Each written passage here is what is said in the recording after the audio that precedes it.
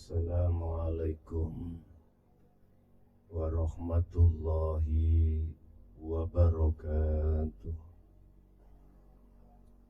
Ila hadratin Nabil Mustafa Rasulillah sallallahu alaihi wa alihi wasallam wa ala alihi wa azwajihi wa dzurriyyatihi wa qurrabati wa ahli baitihi wa ashabil kiram wa ila jami'il anbiya wal mursalin wal awliya wa syuhada wa salihin wa tabi'ina ila yaumiddin, khususan ila jami' arsadatina wa masyayikhina wa ila abaina wa umatina wa azdatina wa masyayikhina wa auladina wa azwazina wa dzurriyyatina wa ahli baitina, khususan ila jami'i arwah bi'adil majlis wa ghairuhum sayyidulillahi lana wa lahumul fatihah.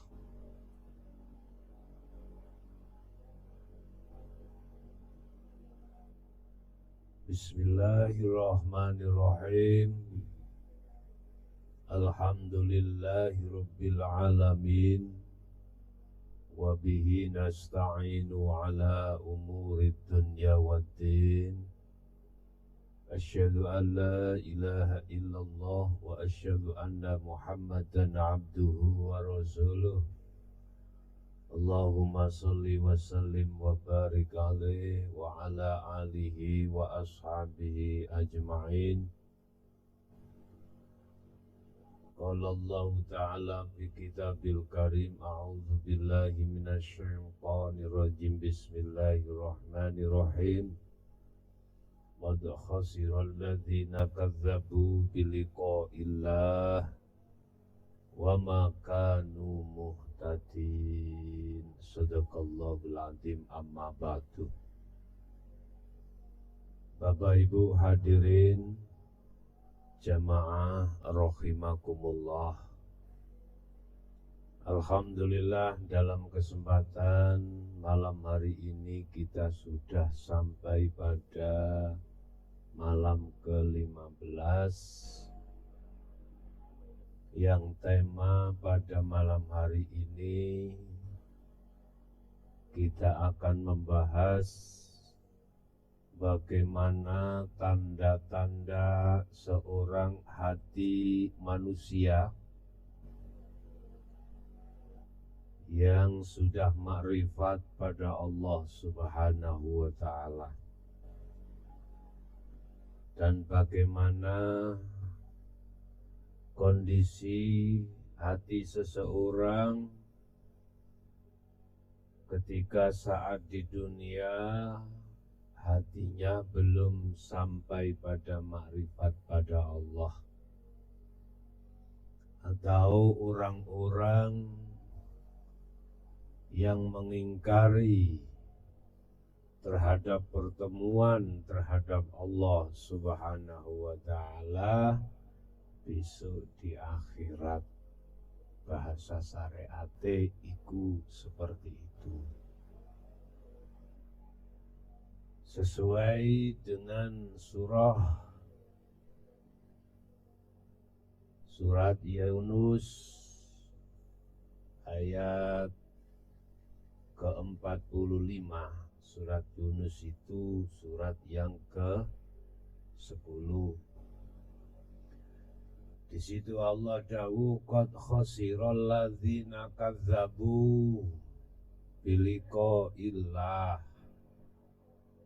Sungguh qad khasira, teman-teman, merugi sapa alladzina wong akeh kadzdzabu kang padha ningkari, tidak percaya biliqa'illahi, kelawan ketemu Allah. Tidak percaya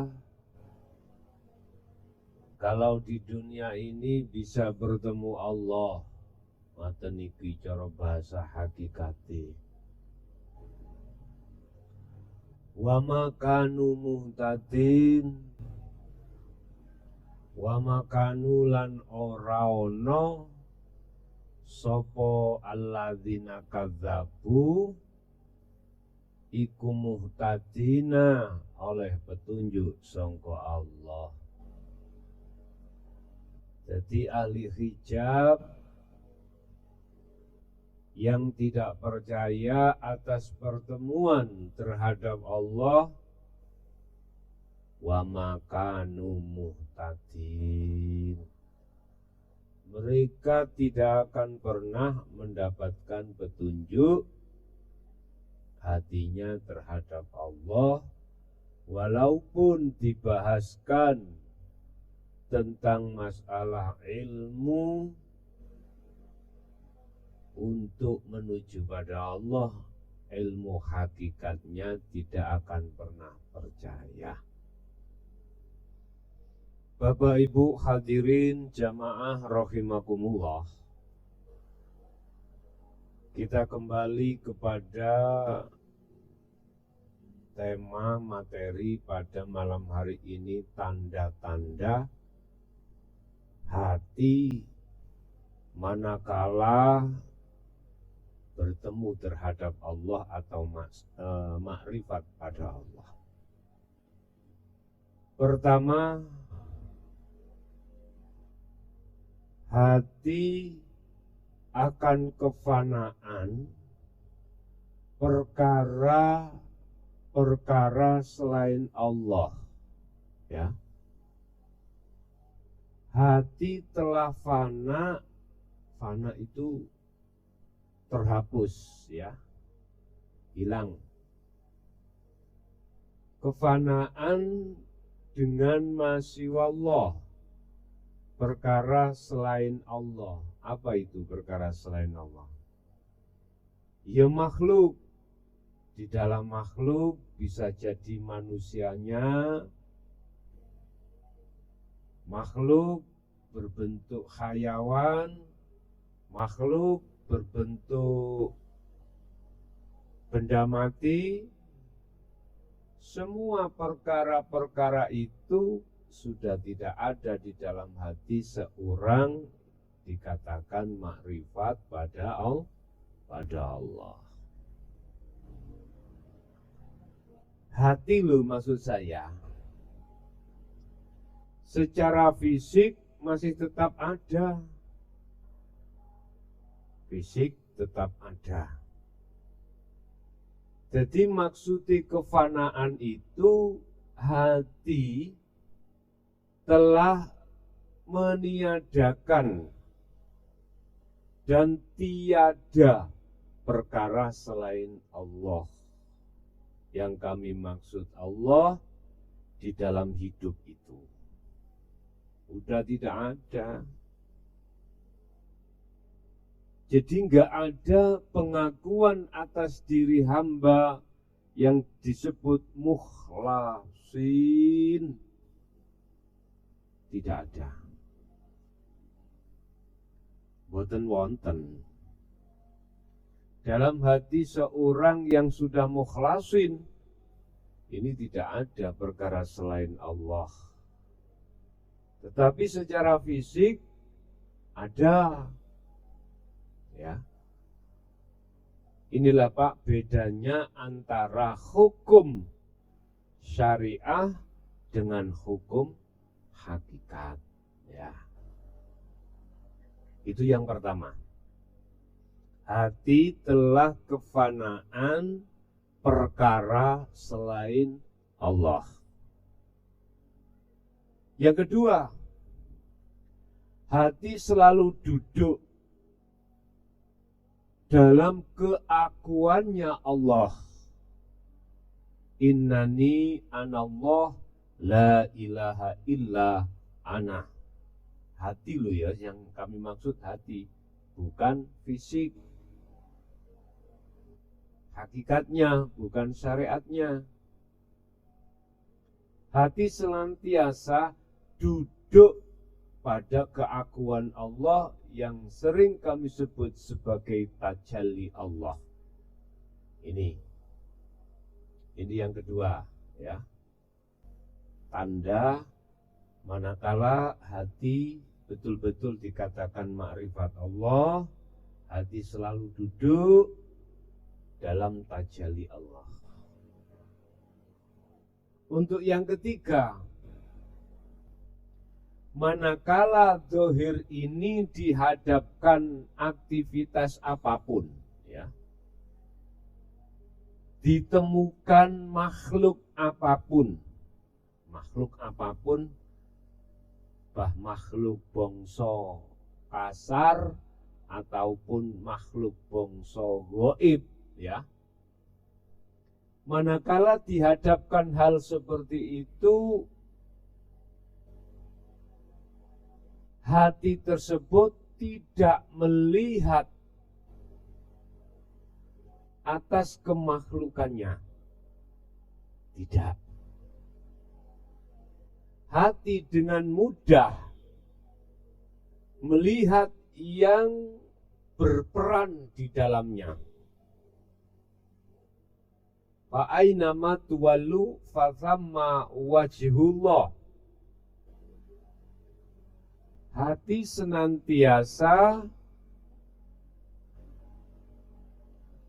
melihat, menghadap, bermusyahadah terhadap hidup itu sendiri.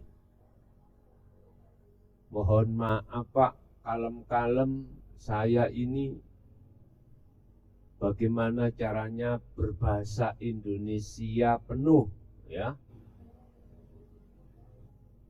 Biar yang mendengarkan di luar Jawa sana bisa memahaminya, ya.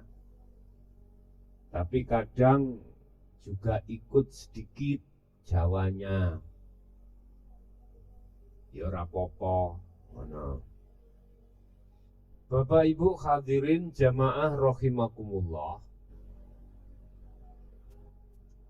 Hati tidak mudah Bapak Ibu untuk melihat atas kemakhlukannya itu. Satu contoh, ya, satu contoh.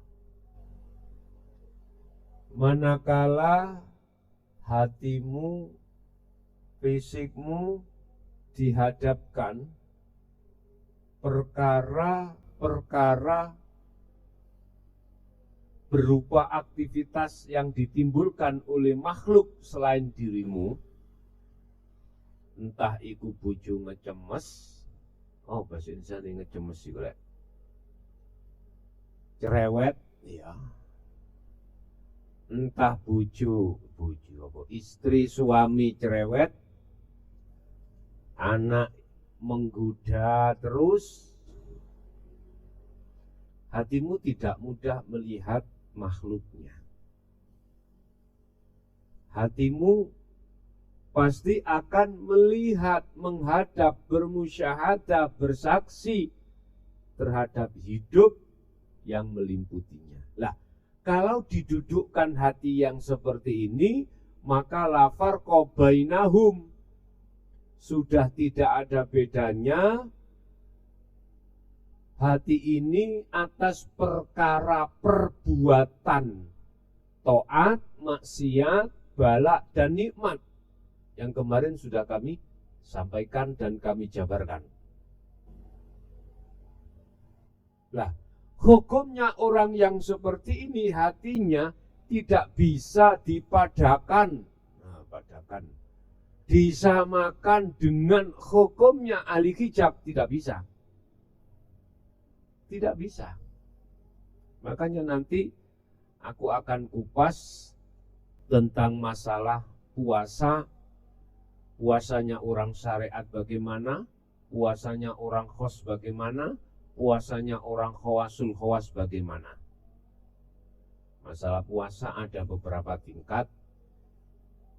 Nanti di dalam kitab Ihya Ulumuddin karangan Imam Ghazali juga menerangkan tentang hal itu.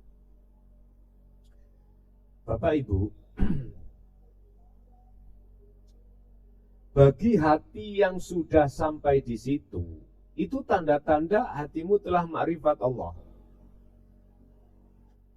Hatimu telah makrifat terhadap Allah. Selanjutnya, kalau sudah detik-detik hatimu makrifat Allah, secara otomatis tanda yang keempat, hatimu dilalaikan, ya. Dilalaikan dengan urusan-urusan duniawiyah. Seperti orang nyeleleng, bahasanya nyelelengi. Seperti orang mabuk, ngono. Jadi hati ini ora bisa dijak komunikasi terkait urusan duniawiyah. Tinggal melihat orang ini nanti apakah diletakkan di khos ataukah di khawasul khawas.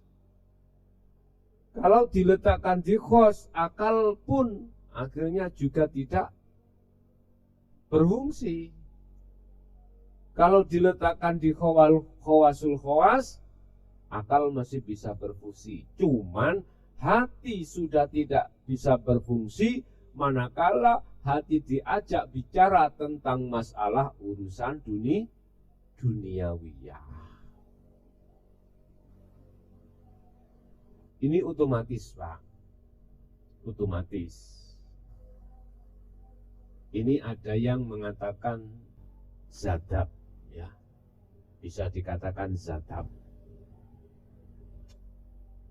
Ujian dari Allah, akal ataupun hati dilalaikan Allah tentang urusan dunia.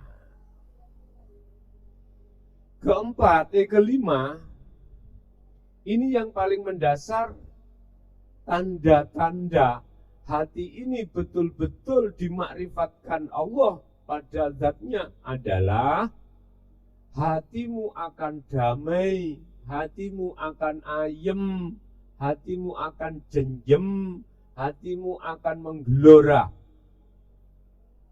La khaufun alaihim walahum yahzanun. Inna awliya la khaufun alaihim walahum yahzanun. Tidak mengenal hati gelisah. Besok itu apa yang mau dimakan untuk anak istri tidak ada. Hal yang seperti ini tidak menghinggapi hatimu yang sudah ma'rifat Allah. Jadi tidak kupuh itu apa rek?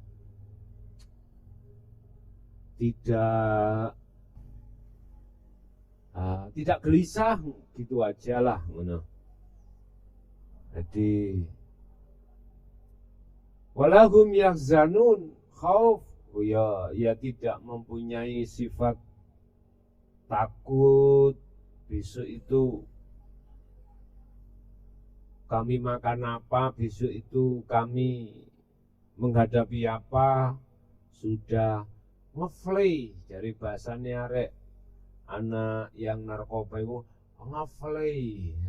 ngeflay. Pokoknya los gitu loh rek, ya. Nggak ada beban sama sekali, tidak ada. Ini detik-detik manakala hati memang dimakrifatkan Allah pada zatnya. Jadi beberapa tanda-tanda yang seperti itu, pertanyaannya apakah sudah menghinggap di hatimu? Bukan maksudnya makrifat Allah terus hatimu ketok Allah gede sak gunung mencorong. Oh, bukan, ya. Kau wetok bahasanya. Melihat cahaya bersinar masuk di dalam hati, apakah itu bukan itu, ya? Bukan. Sebab prosesi orang yang bermakrifat nang Allah itu gini. Hati ini gelap asalnya. Gelap, tidak ada cahaya penerangan, sehingga hati ini menjadi budaknya hawa nafsu dengan bentuk hati kita senantiasa menuruti apa yang jadi hukumnya nafsu. Udah di situ nggak ada damai sama sekali, nggak ada. Loh, ketika saat cahaya dinyalakan di dalam hati, maka seketika itu hati itu yang asalnya gelap menjadi terang. Allahu waliyul ladina amanu yukhrijukum minadz zulumati ilan nur. Kalau Allah kau jadikan sebagai imam hatimu, maka Allah akan menterjadikan kegelapan hatimu menjadi yang terang benderang. Lah, munculnya cahaya ini prosesnya karena kau berzikir. Lah, zikir yang kami maksud di sini adalah tidak hanya cukup kau zikir sirri ataupun jahri. Kau harus melakukan zikir sirrul asrar.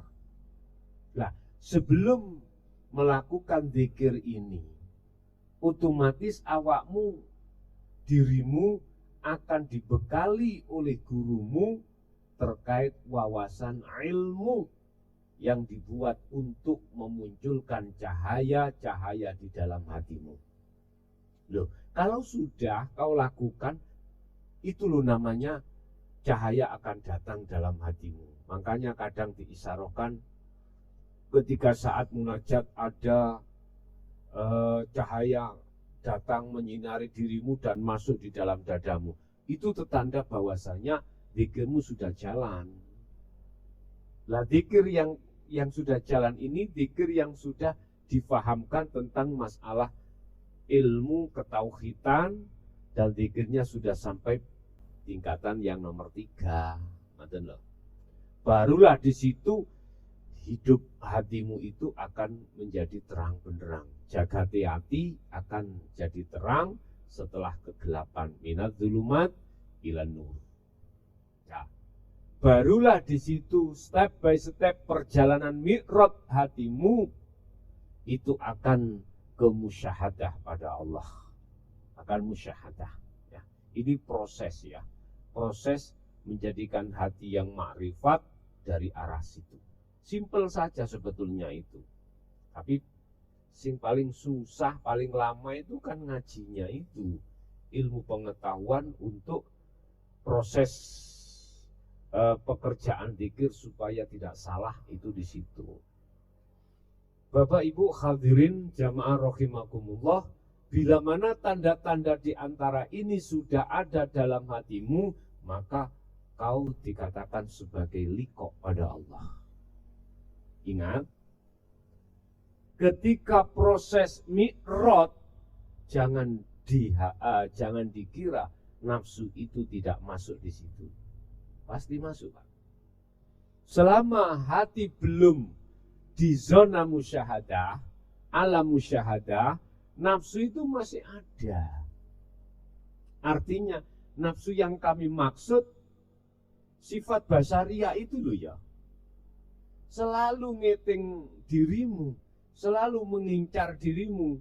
Nafsu tidak akan pernah ridho manakala satu jiwa hamba itu bisa sampai liqa pada Allah. Berbagai cara, Pak. Berbagai cara nafsu. Oh, winter. Sekarang nggak bisa digoda lewat harta. Digodalah lewat suami istri. Digodalah lewat anak. Bahkan digoda lewat umat. Akhirnya kau dihadapkan satu logo atau titel apa? Titel popularitasmu itu luar biasa. Akhirnya umat ini sama memujamu. Nah, di situ nafsu juga temu-temu di situ. Hati-hati. Sampai-sampai Syekh Ibnu Athaillah dawuh, pujaan masyarakat, pujaan umat terhadap dirimu itu bagaikan racun yang mematikan. Iki maksudnya nafsu iku masih melangkring, melangkring rek. Tengok-tengok di situ. Tengok-tengok apa bahasa Indonesia nih? Antung-antungan ini ya. Pokoknya yo berdiam diri akan nyaplok terhadap dirimu, menerkam terhadap dirimu. Akhirnya hati ini punya rasa bangga, ya. Kalau diri ini sudah mempunyai derajat di mata manusia dengan baik. Ngalor ngidul diceluk yi, Mbah Kung, Bah, dan lain sebagainya. Hati-hati ya. Ini lebih bahaya dan lebih susah dideteksi nafsu masuk di dalam ketaatan ini. Bisa jadi nafsu masuk dalam sholatmu. Diam-diam hatimu dibisiki untuk mencari pahala, untuk mencari surga. Hati-hati. Sungguh, ini halus sekali halus. Bangkanya Bapak Ibu, dulu saya katakan kemakrifatan, tingkatan kemakrifatan hati pada Allah itu tidak semudah membalikkan kedua belah tangan. Harus ada proses-proses riyadhah, proses-proses kesengsaraan dulu. Hati ini harus laku. Saya ja'alullahu ba'da usri yusra. Datangnya itu tidak bim salabim. Datangnya itu penuh dengan lika-liku, kerikil yang tajam, ya, duri yang merintangi. Tapi janganlah membuat hatimu putus asa. Kadang-kadang kita dihadapna ekonomi kurang bagus, pekerjaan telah di PHK oleh pabrik, sawumpek. Kadang-kadang ada alasan gini, bagaimana Gus, saya bisa munajat dengan tenang, manakala utangku masih banyak. Iku aslinya, oh no, bahasa Indonesia aslinya itu. Aslinya itu alasan nafsu di dalam hatimu untuk menunda perjalanan sucimu pada Allah. Ya, kita doakannya semoga panjang umur sehingga ada kesempatan lagi. Khawatir saya umur sudah kadung mepet, kemudian di ambang pintu kau sudah tidak ada kesempatan lagi. Jadi menurut saran saya, jangan melihat banyak hutang dan tidaknya, jangan melihat kaya dan miskinnya, jangan melihat status. Udah, kalau sudah Allah berfirman seperti ini berarti tanda lekas jalankan dan jalankan. Bapak Ibu hadirin rahimakumullah. Ini sudah malam 15. Ada memang hadis kalau nggak salah hadis dhaif niku ya. Kalau nggak salah, kalau nanti salah dibenarkan ya. Itu mengatakan bila mana malam 15 itu jatuh pada hari Jum'ah. Ya, seperti ini. Ini cara hitungan Komariah itu Jum'ah udah. Maka di situ ada huru hara. Ya. Huru hara tengah malam. Di situ umat Islam disuruh ada di rumah sambil bertasbih, sambil membaca subhanallah alhamdulillah wala ilaha illallah Allahu akbar, sambil sujud. Berzikirlah, intinya mendekatkan diri pada Allah sambil rumah ditutupi semuanya. Ada huru hara. Jadi nanti malam dilihat saja ada apa ndak, lo gitu loh ya. Gak usah berspekulasi sing aneh-aneh. Hati-hati, nanti malam ada huru hara. Wis seniki ya oleh hai, tapi ya tetap kita harus kejoan terus nangone dikenal Allah. Aslinya itu untuk juga memperingatkan terhadap kita untuk lekas senantiasa hati ini madhep menyang Allahnya, ya. Jadi terlepas dari ada atau tidak ada, yang jelas sudahlah hatimu lekaslah kembali kepada Allah. Oke, Bapak Ibu rahimakumullah, ini ada saran dari jamaah juga terkait tausiah di online, khususnya di YouTube. Kalau bisa jangan lama-lama, pakai aku slow habis. Ya, nggak apa-apa. Paling tidaklah maksimal setengah jam. Mungkin kalau dimungkinkan bisa jadi saya tidak live, jadi saya rekaman dulu, kemudian saya edit, gitu. Jadi di situ ada tulisan-tulisan yang manis, ono tulisan I love you, gitu, ono tulisan panah-panah dan lain sebagainya. Ini kalau live kan nggak ada apa-apanya, jadi polosan. Cuman entah nanti bijian teko pihak YouTube bagaimana, aku juga nggak tahu. Makanya nanti saran dan kritikannya itu bagaimana, tolong disampaikan di komentar atau di via Facebook dan lain sebagainya. Ini saran dari jamaah supaya nggak terlalu lama, karena ya yang punya wifi di rumah lah kula paketane jebol kula ngoten nek sak jam bahkan lebih. Bapak Ibu hadirin rahimakumullah, nggih semuanya kula tampung ya. Semuanya saya tampung, saran dan kritikannya semuanya itu dalam rangka demi kebaikan kita semuanya. Yang penting intinya materi, gitu aja. Intinya materi adalah tanda-tanda ma'rifat Allah sudah kami jabarkan. Sekarang kesimpulannya, lekaslah hati untuk sampai pada Allah. Jangan banyak alasan terkait masalah status, kondisi sosial kita, dan kondisi ekonomi kita. Jangan melihat itu semuanya. Sedikit mudah-mudahan bisa bermanfaat bagi kita semuanya dan terhadap anak putu kita sampai yaumil qiyamah. Akhirul kalam, hadanallah wa iyyakum wal afwa minkum. Assalamualaikum warahmatullahi wabarakatuh.